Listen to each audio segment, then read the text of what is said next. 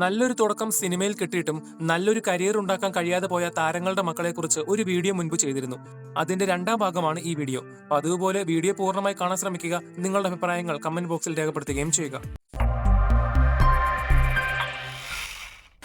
റഷീദ് ഉമ്മർ. അനശ്വര നടനായ KP ഉമ്മറിന്റെ മകനാണ് റഷീദ് ഉമ്മർ.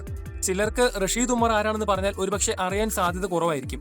എന്നാൽ ഒരു വടക്കൻ വീരഗാഥയിൽ ചന്തുവിനെ കൊല്ലാൻ വരുന്ന ഉണ്ണിയാർച്ചയുടെ രണ്ട് മക്കളിൽ ഒരാളായ കണ്ണപ്പൻ ഉണ്ണിയെ ആർക്കും മറക്കാൻ കഴിയില്ല. സിനിമയിൽ നല്ലൊരു തുടക്കം കിട്ടിയ വ്യക്തിയാണ് റഷീദ് ഉമ്മർ. 2 ഭാഷകളിൽ 10 സിനിമകൾ മാത്രമാണ് ചെയ്തിട്ടുള്ളെങ്കിൽ പോലും അതെല്ലാം മികച്ച സംവിധായകരുടെയും നടന്മാരുടെ ഒപ്പമായിരുന്നു. പ്രത്യേകിച്ചും മമ്മൂട്ടി, വിക്രം, ഗീത, ശിവകുമാർ, ബാല എന്നിവരുടെ കൂടെ. തമിഴിലും മലയാളത്തിലുമായി റഷീദ് ഉമ്മർ അഭിനയിച്ച 8 സിനിമകൾ മാത്രമാണ് പുറത്തിറങ്ങിയിട്ടുള്ളത്. ഒരു നടൻ മാത്രമല്ല, ഒരു പ്രൊഫഷണൽ ഡബ്ബിംഗ് ആർട്ടിസ്റ്റും കൂടിയാണ് റഷീദ് ഉമ്മർ. ഏഷ്യാനെറ്റിലെ കൈലാസനാഥൻ എന്ന സീരിയലിലെ സുരേന്ദ്രപാൽ അവതരിപ്പിച്ച പ്രജാപതി ദക്ഷ എന്ന കഥാപാത്രത്തിന് ഡബ്ബ് ചെയ്തത് റഷീദ് ഉമ്മറാണ്. അതോടൊപ്പം ഒരുപാട് സിനിമകളിൽ അദ്ദേഹം പല നടന്മാർക്കും ജൂനിയർ ആർട്ടിസ്റ്റുകൾക്കും ഡബ്ബ് ചെയ്തിട്ടുണ്ട്. നല്ലൊരു തുടക്കം സിനിമയിൽ കിട്ടിയിട്ടും 2003-ൽ റഷീദ് ഉമ്മർ സിനിമയിൽ നിന്നും ഫീൽഡ് ഔട്ടായി. സിനിമകളിൽ ഇപ്പോൾ സജീവമല്ലെങ്കിൽ പോലും ചെന്നൈയിൽ ഹെർബൽ ഓയിൽ ബിസിനസ്സുമായി ജീവിതം ആസ്വദിക്കുകയാണ് റഷീദ് ഉമ്മർ. മാനസ വിക്രാന്ത്. ഇങ്ങനെ പറഞ്ഞാൽ നിങ്ങൾക്ക് ആളെ തിരിച്ചറിയാൻ അല്പം ബുദ്ധിമുട്ടുണ്ടായിരിക്കും. എന്നാൽ ബിഗ് ബിയിലെ മണിയൻപിള്ള രാജുവിന്റെ മകളെ നിങ്ങൾ ആരും മറന്നിട്ടുണ്ടായിരിക്കില്ല. സൗത്ത് ഇന്ത്യയിലെ ഗ്ലാമർ താരമായിരുന്ന കനകദുർഗയുടെ മകളാണ് മാനസ. കനകദുർഗയെ ഒരുപക്ഷെ ആരും മറക്കാനിടയില്ല. നെല്ല എന്ന സിനിമയിലെ കാട് കുളിരൻ എന്ന പാട്ടിൽ എത്ര ഭംഗിയായിട്ടാണ് അവർ അഭിനയിച്ചതല്ലേ. ഒരു കന്നഡ നടിയായിരുന്നിട്ട് പോലും മലയാളത്തിൽ 56ഓളം സിനിമകളിൽ കനകദുർഗ അഭിനയിച്ചിട്ടുണ്ട്. നെല്ല്, കരിമ്പന, ഇതാ ഒരു മനുഷ്യൻ തുടങ്ങി ദിലീപിന്റെ സൂത്രധാരൻ വരെ ലിസ്റ്റ് നീളുന്നു. ഒരു ഗ്ലാമർ താരമല്ലെങ്കിലും ഒരു ഗ്ലാമർ പരിവേഷമായിരുന്നു കനകദുർഗയ്ക്ക് സിനിമാ ഫീൽഡിൽ ഉണ്ടായിരുന്നത്. എന്നാൽ തന്റെ മകളായ മാനസ സിനിമയിൽ അഭിനയിക്കാൻ പോവുകയാണെന്ന് പറഞ്ഞപ്പോൾ ആദ്യം എതിർത്തത് കനകദുർഗയായിരുന്നു. ഒരുപക്ഷെ സിനിമയിലെ മോശം അനുഭവമായിരിക്കാം അവരെ ഇങ്ങനെ ചെയ്യാൻ പ്രേരിപ്പിച്ചത്. എന്നാൽ തന്റെ അമ്മയെയും കുടുംബത്തെയും എതിർത്തിട്ടാണ് വളരെ റിസ്ക് എടുത്ത് മാനസ പരസ്യങ്ങളിലും മാഗസിന്റെ കവർ ഫോട്ടോകളിലും പ്രത്യക്ഷപ്പെട്ട് ഒടുവിൽ സിനിമയിൽ അഭിനയിക്കുന്നത്. സിനിമയിൽ നല്ലൊരു തുടക്കമായിരുന്നു മാനസയ്ക്കും കിട്ടിയത്. മമ്മൂട്ടിയുടെ ബിഗ് ബിയിലെ റോളും കാക്കിയിലെ പൃഥ്വിരാജിന്റെ നായികയും ദിലീപിന്റെ കൽക്കട്ട ന്യൂസിലും തുടങ്ങി തമിഴിലും തെലുങ്കിലും നിരവധി സിനിമകൾ മാനസയ്ക്ക് ലഭിച്ചു. തരക്കേടില്ലാത്ത പെർഫോമൻസ് ആണെങ്കിൽ പോലും വളരെ പെട്ടെന്നായിരുന്നു മാനസ സിനിമയിൽ നിന്നും ഫീൽഡ് ഔട്ട് ആയി പോയത്. അതിനുശേഷം മലയാളത്തിലും തമിഴിലുമായി നിരവധി സീരിയലുകളിലും ടെലിഫിലിമുകളിലും മാനസ അഭിനയിച്ചു. രഘുനാഥ് പാലേരിയുടെ കണ്ണീരിന് മധുരം എന്ന സിനിമയിൽ അഭിനയിച്ചെങ്കിലും ആ സിനിമ ഇതുവരെ പുറത്തിറങ്ങിയിട്ടില്ല. 2012-ലെ ദ സ്നേക്ക് ആൻഡ് ലാഡേഴ്സ് എന്ന മലയാള സിനിമയാണ് മാനസയുടെ അവസാന ചിത്രം. 2009-ലും 10-ലും ഉണ്ടായ മലയാള സിനിമയിലെ വലിയൊരു മാറ്റം തന്നെയാണ് മാനസ ഫീൽഡ് ഔട്ട് ആയി പോകാനുള്ള കാരണം. 2012-ൽ അഭിനയം നിർത്തി മാനസ വിവാഹിതയായി. മാനസ വിവാഹം കഴിച്ചിരിക്കുന്നത് തമിഴ് നടനായ തളപതി വിജയുടെ കസിൻ ബ്രദറായ നടനായ വിക്രാന്തിനെയാണ്. ഉത്തര ഉണ്ണി. നല്ല കഴിവുണ്ടായിട്ടും കേവലം 2 ഭാഷയിൽ 2 സിനിമകളിൽ മാത്രം അഭിനയിച്ച് ഫീൽഡ് ഔട്ട് ആയി പോയ നടിയാണ് ഉത്തര ഉണ്ണി. നടിയും നർത്തകിയുമായ ഊർമിള ഉണ്ണിയുടെ മകളാണ് ഉത്തര ഉണ്ണി. നടി മാത്രമല്ല, യുനെസ്കോയുടെ അന്താരാഷ്ട്ര ഡാൻസ് കൗൺസിൽ മെമ്പറും കൂടിയാണ് ഉത്തര ഉണ്ണി. 2012-ലെ വവ്വാൽ പസംഗ എന്ന തമിഴ് സിനിമയിലൂടെയാണ് ഉത്തര ഉണ്ണി സിനിമയിൽ അരങ്ങേറ്റം കുറിക്കുന്നത്. പിന്നീട് 2016-ലെ ഇടവപ്പാതി എന്ന സിനിമയിൽ 2 വ്യത്യസ്ത കാലഘട്ടങ്ങളിലെ ക്യാരക്ടറായി അഭിനയിച്ചത് നിരൂപക പ്രശംസ പിടിച്ചുപറ്റിയിരുന്നു. ആ സിനിമയിലെ നായകൻ നമ്മുടെ യോധയിലെ ഉണ്ണിക്കുട്ടനായ സിദ്ധാർത്ഥ ലാമയായിരുന്നു. അതുമാത്രമല്ല, ആ സിനിമയിൽ ഉത്തര ഉണ്ണിയുടെ കൂടെ അഭിനയിക്കാൻ ബോളിവുഡ് നടിയായ മനീഷ കൊയ്രാളയും ഉണ്ടായിരുന്നു. എന്നാൽ ഈ 2 സിനിമകൾക്ക് ശേഷം പിന്നീട് ഉത്തര ഉണ്ണിക്ക് സിനിമയിൽ കാര്യമായ അവസരം കിട്ടിയില്ല. ആ സമയത്ത് ചില TV ഷോകളിൽ ഉത്തര ഉണ്ണി അവതാരകയായി വന്നിരുന്നു. എന്നാൽ ഇതേ സമയം ഉത്തര ഉണ്ണി ഒരുപാട് ഷോർട്ട് ഫിലിമുകൾ സംവിധാനം ചെയ്തിരുന്നു. തന്റെ അമ്മയായ ഊർമിള ഉണ്ണിയും സിദ്ദിഖും ദേവനുമെല്ലാം ആ ഷോർട്ട് ഫിലിമുകളിലെ കഥാപാത്രങ്ങളായിരുന്നു. ഉത്തര ഉണ്ണി ചെയ്ത പല ജോണറിലുള്ള ഷോർട്ട് ഫിലിമുകൾക്ക് മികച്ച സംവിധായകയ്ക്കുള്ള അവാർഡുകൾ കിട്ടിയിരുന്നു. അതിനുശേഷം ഡോക്യുമെന്ററികളും മ്യൂസിക് വീഡിയോകളും ചെയ്ത് തന്റെ സ്വന്തം ശബ്ദത്തിൽ പാടി മ്യൂസിക് ആൽബവും ഉത്തര ഉണ്ണി പുറത്തിറക്കിയിരുന്നു. കഴിഞ്ഞ 10 വർഷത്തോളമായി ഉത്തര ഉണ്ണി സിനിമകളൊന്നും ചെയ്യുന്നില്ല.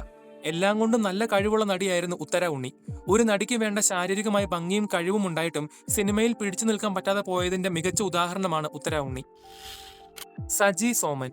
70-കളിലെയും 80-കളിലെയും നടന്മാരുടെ മക്കൾ സിനിമകളിലേക്ക് ചുവടുവച്ചിരുന്ന സമയത്താണ് അനശ്വര നടനായ സോമന്റെ മകൻ സജി സോമൻ സിനിമയിലേക്ക് കടന്നു വരുന്നത്. 2002-ലെ പൃഥ്വിരാജ് സിനിമയായ സ്റ്റോപ്പ് വയലൻസ് ആയിരുന്നു സജി സോമന്റെ ആദ്യ ചിത്രം. പിന്നീട് തിലകം, ജലോത്സവം, ക്യാമ്പസ്, ലയൺ തുടങ്ങിയ 10ഓളം സിനിമകളിൽ സജി സോമൻ അഭിനയിച്ചിരുന്നു. അത്രയും സിനിമകളിൽ അഭിനയിച്ചെങ്കിൽ പോലും സോമനെ പോലെ വ്യത്യസ്തമായ പെർഫോമൻസുകളൊന്നും അദ്ദേഹത്തിന് കാഴ്ചവെക്കാൻ കഴിഞ്ഞില്ല. 2007 സിനിമയ്ക്ക് ശേഷം 7 വർഷത്തെ ഇടവേള കഴിഞ്ഞ് 2014 സജി സോമൻ ഒരു മലയാള സിനിമയിൽ പ്രത്യക്ഷപ്പെടുന്നത്. പിന്നീട് 9 വർഷം കഴിഞ്ഞ് 2023 വേനൽ പറവകൾ എന്ന സിനിമയിൽ അഭിനയിച്ചെങ്കിലും അതും കാര്യമായി ശ്രദ്ധിക്കപ്പെട്ടില്ല.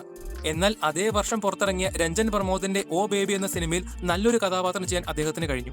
എന്തൊക്കെയാണെങ്കിലും സിനിമയിലും ജീവിതത്തിലും ഒരു ജാടയോ പരിഭവമോ ഇല്ലാത്ത ഒരു സാധാരണ വ്യക്തിയായിട്ടാണ് അദ്ദേഹം ജീവിക്കുന്നത്. ഓ ബേബിയിലെ കഥാപാത്രത്തിന് ശേഷം പിന്നീട് കുറെ നല്ല സിനിമകളിൽ അദ്ദേഹത്തിന് അവസരങ്ങൾ വന്നിട്ടുണ്ട്. വൈകിയാണെങ്കിലും തന്റെ അച്ഛനെ പോലെ നല്ല കഥാപാത്രങ്ങൾ ചെയ്യാനുള്ള അവസരം അദ്ദേഹത്തിന് ലഭിക്കട്ടെ. പാർവതി രതീഷ്. ആരെയും കൊതിപ്പിക്കുന്ന ഒരു സുവർണ അരങ്ങേറ്റം സിനിമയിൽ കിട്ടിയെങ്കിലും പെട്ടെന്ന് തന്നെ സിനിമയിൽ നിന്നും അപ്രത്യക്ഷമായി പോയ നടിയാണ് പാർവതി രതീഷ്. മരണപ്പെട്ട നടൻ രതീഷിന്റെ മകളാണ് പാർവതി രതീഷ്. 2015 മധുര നാരങ്ങയിലൂടെയാണ് പാർവതി സിനിമയിൽ അരങ്ങേറ്റം കുറിക്കുന്നത്. സിനിമയിൽ പാർവതി അഭിനയിച്ച ശ്രീലങ്കൻ തമിഴ് പെൺകുട്ടിയുടെ കഥാപാത്രമെല്ലാം ഗംഭീരമായിരുന്നു. പാർവതിയുടെ തിളങ്ങുന്ന കണ്ണുകളും പ്രത്യേക മുഖസൗന്ദര്യമെല്ലാം പ്രേക്ഷകരെ ആകർഷിച്ച ഒന്നായിരുന്നു. അഭിനയിച്ച ആദ്യ സിനിമ ഹിറ്റാണെങ്കിൽ പോലും പിന്നീട് ഒരുപാട് സിനിമാ അവസരങ്ങളൊന്നും പാർവതിക്ക് ലഭിച്ചില്ല എന്ന് മാത്രമല്ല, പിന്നീട് അഭിനയിച്ച 2 സിനിമകളിലും കാര്യമായ പെർഫോമൻസ് ചെയ്യാൻ പാർവതിക്ക് കഴിഞ്ഞില്ല. കേവലം 3 വർഷം കൊണ്ട് 5 സിനിമകളിൽ മാത്രം അഭിനയിച്ച പാർവതി പെട്ടെന്ന് തന്നെ സിനിമയിൽ നിന്നും ഫീൽഡ് ഔട്ട് ആയിപ്പോയി.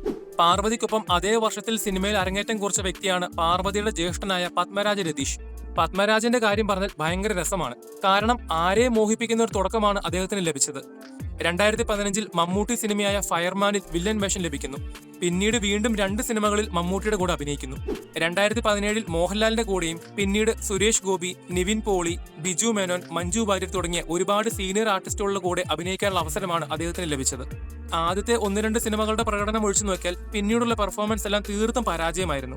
ഒരുപാട് ലോ ബജറ്റ് ചവർ പടങ്ങളിൽ ഒന്നും നോക്കാതെ കയറി അഭിനയിക്കുകയും സ്റ്റീരിയോ ടൈപ്പ് കഥാപാത്രങ്ങൾ മാറാതെ വീണ്ടും തിരഞ്ഞെടുക്കുകയും ചെയ്തത് അദ്ദേഹത്തിന്റെ ഫിലിം കരിയറിനെ മോശമായി ബാധിച്ചു. പത്മരാജ് സിനിമയിൽ നിന്നും പൂർണ്ണമായി വിട്ടു നിൽക്കുന്നില്ലെങ്കിൽ പോലും ഇടയ്ക്ക് 1-2 സിനിമകളിൽ അദ്ദേഹം തല കാണിക്കാറുണ്ട്. നിരഞ്ജ് മണിയൻപിള്ള രാജു. ഏറ്റവും വലിയ പ്രിവിലേജ് കിട്ടി സിനിമയിലെത്തിയിട്ടും നല്ലൊരു കരിയർ ഉണ്ടാക്കിയെടുക്കാൻ കഴിയാതെ ഫീൽഡ് ഔട്ട് ആയി പോയ നടനാണ് നിരഞ്ജ് മണിയൻപിള്ള രാജു. നടനും നിർമ്മാതാവുമായ മണിയൻപിള്ള രാജുവിന്റെ മകനാണ് നിരഞ്ജ് മണിയൻപിള്ള രാജു. 2013 ബ്ലാക്ക് ബട്ടർഫ്ലൈ എന്ന സിനിമയിലൂടെയാണ് നിരഞ്ജ് മലയാള സിനിമയിൽ അരങ്ങേറ്റം കുറിക്കുന്നത്. ആദ്യ സിനിമയിലെ നിരഞ്ജന്റെ പെർഫോമൻസ് നന്നായിട്ടുണ്ടായിരുന്നു. ആ സിനിമയും സിനിമയിലെ കഥയും വ്യത്യസ്തമായതുകൊണ്ട് തന്നെ സാക്ഷാൽ മോഹൻലാലിനെ കൊണ്ട് പ്രമോഷൻ ചെയ്യിപ്പിച്ചാണ് ആ ഒരു സിനിമ അവർ പുറത്തിറക്കിയത്. മഞ്ഞിൽ വിരിഞ്ഞ പൂക്കൾ പോലെ പുതുമുഖങ്ങൾ നിറഞ്ഞ മറ്റൊരു സിനിമയാണ് ബ്ലാക്ക് ബട്ടർഫ്ലൈ എന്നാണ് മോഹൻലാൽ സിനിമ ഇറങ്ങിയ സമയത്ത് പറഞ്ഞത്. ആ സിനിമയിലെ പാട്ടിനും മ്യൂസിക്കിനും കഥയ്ക്കുമെല്ലാം ഒരു പ്രത്യേക ഭംഗിയുണ്ടായിരുന്നു. എന്നാൽ തന്റെ ആദ്യ സിനിമയ്ക്ക് ശേഷം പിന്നീട് 4 വർഷങ്ങൾക്ക് ശേഷമാണ് നിരഞ്ജ് മറ്റൊരു സിനിമയിൽ അഭിനയിക്കുന്നത്. 2017 ബോബി എന്ന സിനിമയുടെ കഥ ആ ഒരു സമയത്ത് ചർച്ച ചെയ്യപ്പെട്ട ഒന്നായിരുന്നു. പക്ഷേ നിരഞ്ജന്റെ പെർഫോമൻസ് കാര്യമായിട്ട് വർക്കൗട്ടായില്ല. ആ സമയത്ത് മലയാള സിനിമയിൽ വന്ന പുതുമുഖങ്ങളെല്ലാം അവരുടെ കരിയർ ബിൽഡ് ചെയ്യുന്ന സമയത്ത് നിരഞ്ജ് ക്വാളിറ്റി കുറഞ്ഞ ഒരുപാട് സിനിമകളിൽ കയറി അഭിനയിച്ചിരുന്നു. അതുകൊണ്ട് തന്നെ അദ്ദേഹത്തിന് പെട്ടെന്ന് തന്നെ സിനിമയിൽ നിന്നും ഫീൽഡ് ഔട്ട് ആകേണ്ടി വന്നു. ആകെ 11 വർഷങ്ങൾ, 14 സിനിമകൾ. പക്ഷേ തന്റെ അച്ഛനായ മണിയൻപിള്ള രാജുവിനെ പോലെ സിനിമയിൽ സർവൈവ് ചെയ്യാനുള്ള ഭാഗ്യം നിരഞ്ജനുണ്ടായില്ല. വിനു മോഹൻ. നമ്മളിൽ ചിലരെങ്കിലും ഇപ്പോഴും വിചാരിക്കുന്നത് വിനു മോഹന്റെ ആദ്യ സിനിമ നിവേദ്യമാണെന്നാണ്. എന്നാൽ വാസ്തവത്തിൽ അതൊന്നുമല്ല. വലിയൊരു സിനിമാ കുടുംബത്തിൽ നിന്ന് വന്ന നടനായിരുന്നു വിനു മോഹൻ. വിനു മോഹന്റെ അമ്മ ശോഭ ഒരു സിനിമാ നടിയും മുത്തച്ഛൻ കൊട്ടാരക്കര ശ്രീധരൻ നായരുമായിരുന്നു. അതുകൊണ്ട് തന്നെ വിനു മോഹന് സിനിമയിലേക്ക് വരാൻ ഒരു കഷ്ടപ്പാടും ഉണ്ടായിരുന്നില്ല. 2005 പുറത്തിറങ്ങിയ കണ്ണേ മടങ്ങുക എന്ന സിനിമയിലാണ് വിനു മോഹൻ ആദ്യമായി അഭിനയിച്ചത്. ആ സിനിമയിലെ ഒരു പ്രധാന കഥാപാത്രമായി വിനു മോഹന്റെ അമ്മ അഭിനയിച്ചിരുന്നു. പിന്നീട് 2006 അജന്ത എന്നൊരു സിനിമയിൽ വിനു മോഹൻ അഭിനയിച്ചിരുന്നു.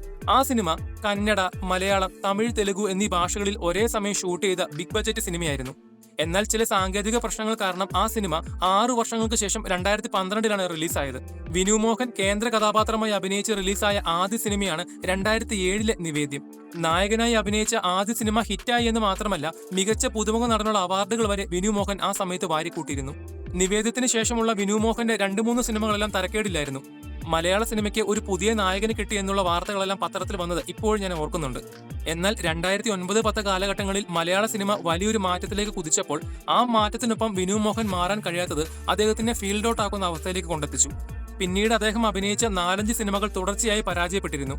അതിനുശേഷം ലോ ബജറ്റ് സിനിമകളിലെ ചെറിയ റോളുകൾ തിരഞ്ഞെടുക്കാൻ അദ്ദേഹം ആരംഭിച്ചു. അങ്ങനെ വിനു മോഹൻ എന്ന നായക നടന്റെ താരമൂല്യം പതിയെ ഇല്ലാണ്ടായിപ്പോയി. കാര്യം ഫീൽഡ് ഔട്ട് ആയെങ്കിലും സഹനടനായും നെഗറ്റീവ് കഥാപാത്രങ്ങൾ ചെയ്തും അദ്ദേഹം ഓരോ വർഷം മിനിമം ഒരു സിനിമയിലെങ്കിലും അഭിനയിച്ചുകൊണ്ടിരുന്നു. അങ്ങനെ വലിയൊരു സിനിമാ കുടുംബത്തിൽ നിന്നും വന്ന് മലയാള സിനിമയിൽ നല്ലൊരു തുടക്കം കിട്ടിയ നടൻ പിന്നീട് മലയാള സിനിമയിലെ മാറ്റത്തിനൊപ്പം മാറാത്തതിന്റെ പേരിൽ ഫീൽഡ് ഔട്ട് ആയി പോയത് ഒന്നോർത്താൽ സങ്കടം തന്നെയാണ്. ഷഹീൻ സിദ്ദിഖ്. നിർബന്ധിച്ച് വിളിച്ചു വരുത്തി പിന്നീട് ഫീൽഡ് ഔട്ട് ആയി പോയ നടനാണ് സിദ്ദിഖിന്റെ മകനായ ഷഹീൻ സിദ്ദിഖ്. ശരിക്കും ഷഹീന് ഈ സിനിമയിലൊന്നും അഭിനയിക്കാനുള്ള താല്പര്യമില്ലായിരുന്നു. അദ്ദേഹത്തിന്റെ ബിസിനസ്സുമായി മുന്നോട്ട് പോവുകയായിരുന്നു. അങ്ങനെ ഒരു ദിവസം 2015-ൽ സലീം അഹമ്മദ് പത്തേമാര് എന്ന സിനിമയിൽ മമ്മൂട്ടിയുടെ മകന്റെ കഥാപാത്രം അഭിനയിക്കാൻ ഷഹീനെ വിളിക്കുന്നു. ആ സിനിമയിൽ തന്റെ അച്ഛനായ സിദ്ദിഖ് ഉണ്ടെങ്കിലും അവർ തമ്മിലുള്ള കോമ്പിനേഷൻ സീനുകളൊന്നും ഇല്ലായിരുന്നു. ആദ്യ സിനിമയിൽ തരക്കേടില്ലാത്ത പെർഫോമൻസ് ആണ് അദ്ദേഹം കാഴ്ചവെച്ചത്. എന്നാൽ ഷഹീന് പിന്നീട് ഒരുപാട് വലിയ നടന്മാരുടെയും സംവിധായകരുടെയും കൂടെ വർക്ക് ചെയ്യാൻ ഭാഗ്യം ലഭിച്ചു. പ്രത്യേകിച്ചും മമ്മൂട്ടി, കുഞ്ചാക്കോ ബോബൻ, ആസിഫ് അലി, ഇനി സംവിധായകരായ മഹേഷ് നാരായണൻ, ജിത്തു ജോസഫ്, ബി ഉണ്ണികൃഷ്ണൻ എന്നിവരുടെ കൂടെ. എന്തിനു പറയാൻ, മമ്മൂട്ടിയുടെ കൂടെ 6 സിനിമകളിൽ അഭിനയിക്കാൻ അദ്ദേഹത്തിന് ഭാഗ്യം ലഭിച്ചു. ഇത്രയൊക്കെ അവസരങ്ങൾ കിട്ടിയിട്ടും അദ്ദേഹത്തിന് സിനിമയിൽ കാര്യമായി ശോഭിക്കാൻ കഴിഞ്ഞില്ല എന്നല്ല, അതിനുവേണ്ടി അദ്ദേഹം ആത്മാർത്ഥമായി ശ്രമിച്ചില്ല എന്ന് വേണമെങ്കിൽ പറയാം. സിനിമ എന്നത് ഒരു പാർട്ട് ടൈം ജോലി പോലെയാണ് താൻ കാണുന്നത് എന്ന് അദ്ദേഹം ഈ അടുത്ത കാലത്ത് ഒരു ഇന്റർവ്യൂവിൽ പറഞ്ഞിരുന്നു. കാര്യം എന്തൊക്കെയാണെങ്കിലും 2018-ലെ ഒരു ഷോർട്ട് ഫിലിമിൽ അഭിനയിച്ച അദ്ദേഹം മികച്ച നടനുള്ള കേരള ടെലിവിഷൻ അവാർഡ് ഉൾപ്പെടെ 2 അവാർഡുകൾ സ്വന്തമാക്കിയിരുന്നു. ഇന്ന് ഒരുപാട് ചെറുപ്പക്കാർ സിനിമയിൽ ഒരു അവസരം കിട്ടാൻ വേണ്ടി കഷ്ടപ്പെടുമ്പോൾ ഫ്രീ ആയി കിട്ടിയ അവസരം പുല്ലുപോലെ കാണുന്ന ഇദ്ദേഹത്തെക്കുറിച്ച് എന്ത് പറയാനാണല്ലേ.